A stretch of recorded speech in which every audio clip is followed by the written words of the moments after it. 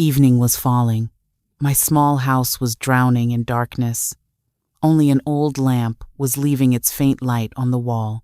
The wind was moving the curtains of the window, and with it, my old memories were also stirring. I sat on my chair, my wrinkled hands resting in my lap, and my eyes lost in the open sky beyond the window. The journey of life had been so long.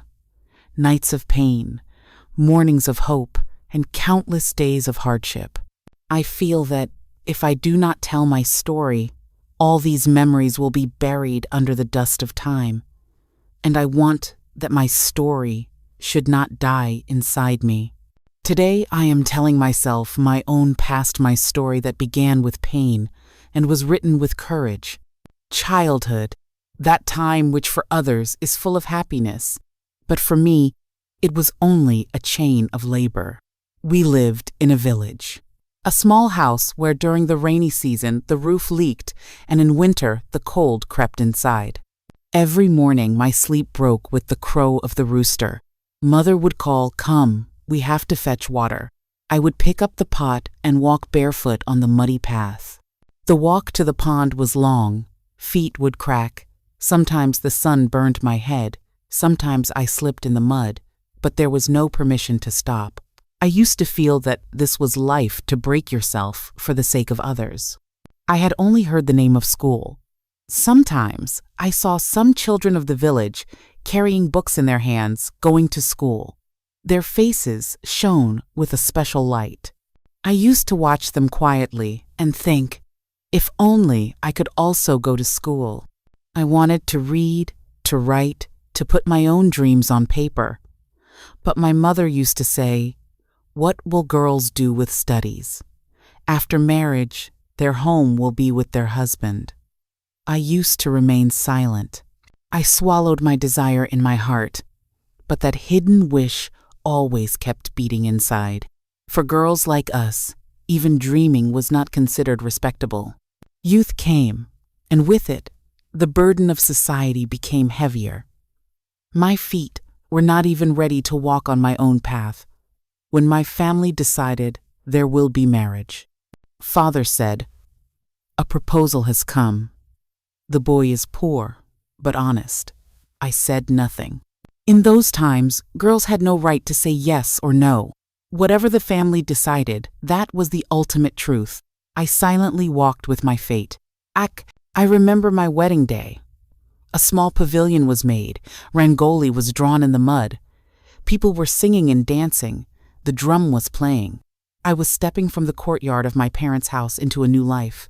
My heart was beating not with joy, not with sorrow, just with a strange nervousness. I did not know what the next day would bring. But when I first saw him, who became my husband, I felt a strange comfort. There was an honesty in his eyes, stronger than any words.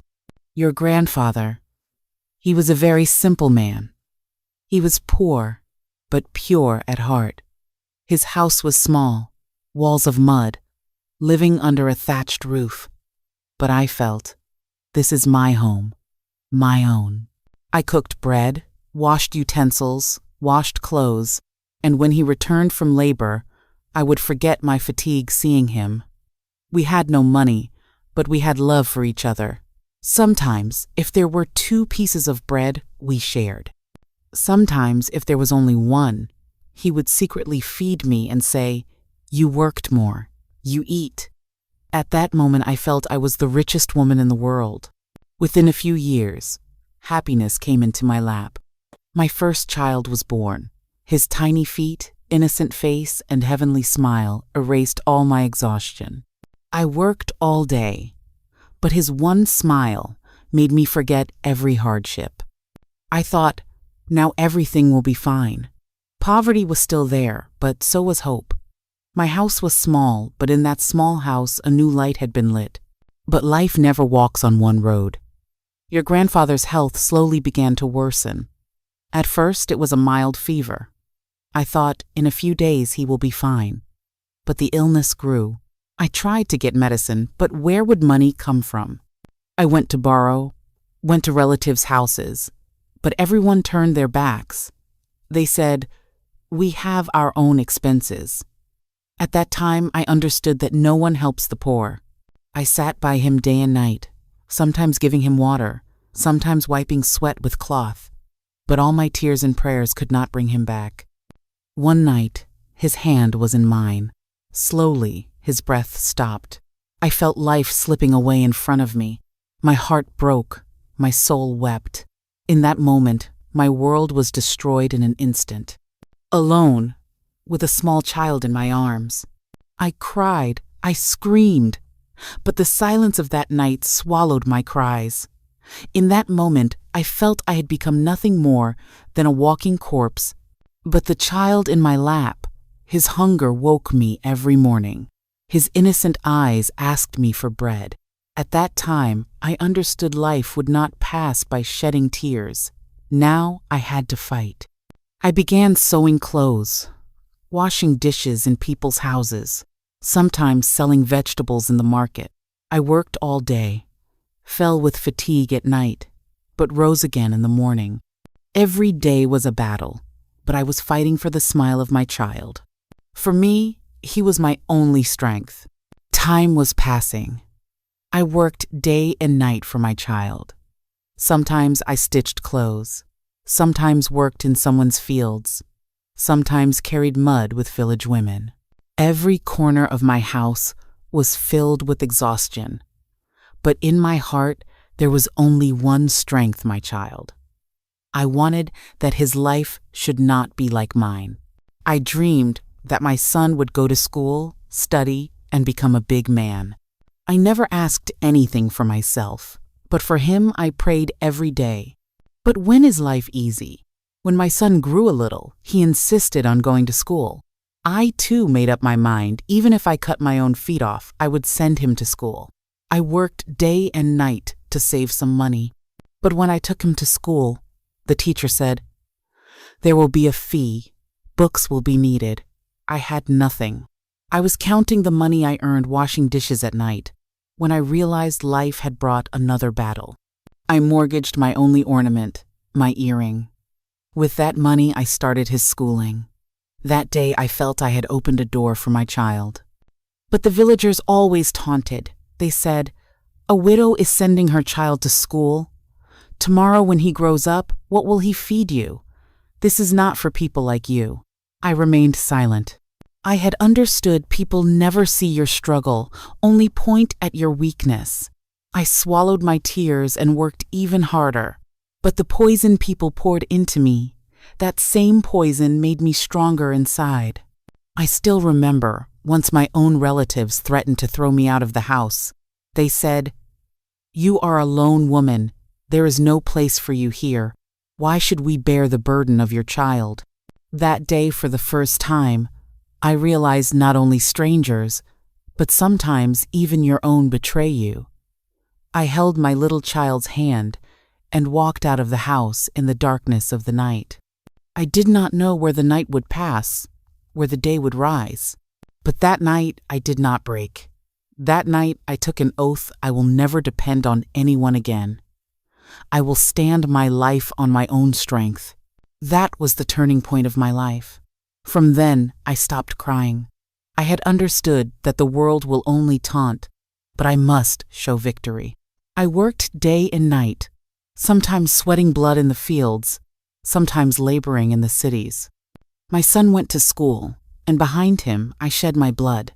Days were hard, but every hardship gave birth to new courage. With time, I grew stronger. Every day's work, every night's pain, and every day's insult had turned me into a stone, but inside that stone a fire kept burning. The villagers still said, "This widow is dreaming beyond her limits. What will she do?" Their words buzzed in my ears like poison.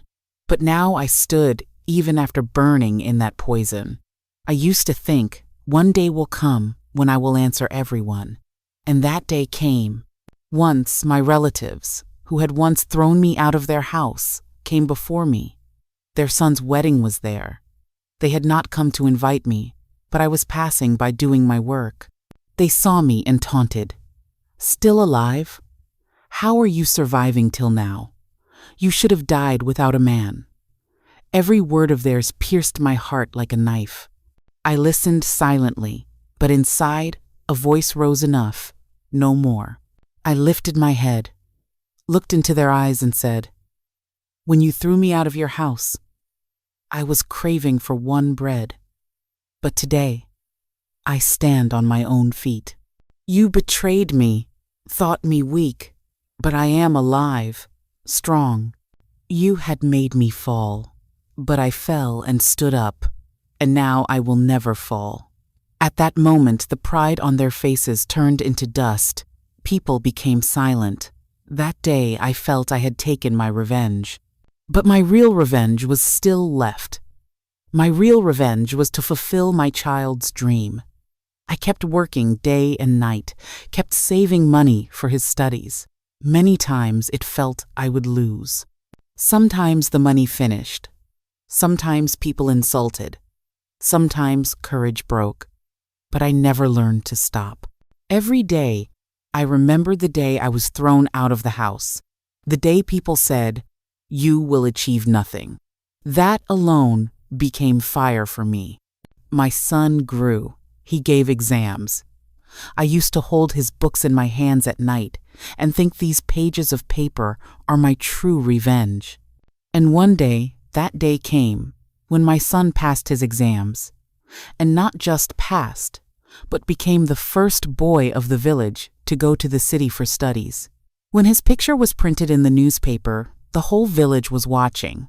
Those same people who once taunted me now came to my house saying, "Very good, we salute you." That day, tears came to my eyes, but those were not tears of sorrow, but of victory. That was my revenge.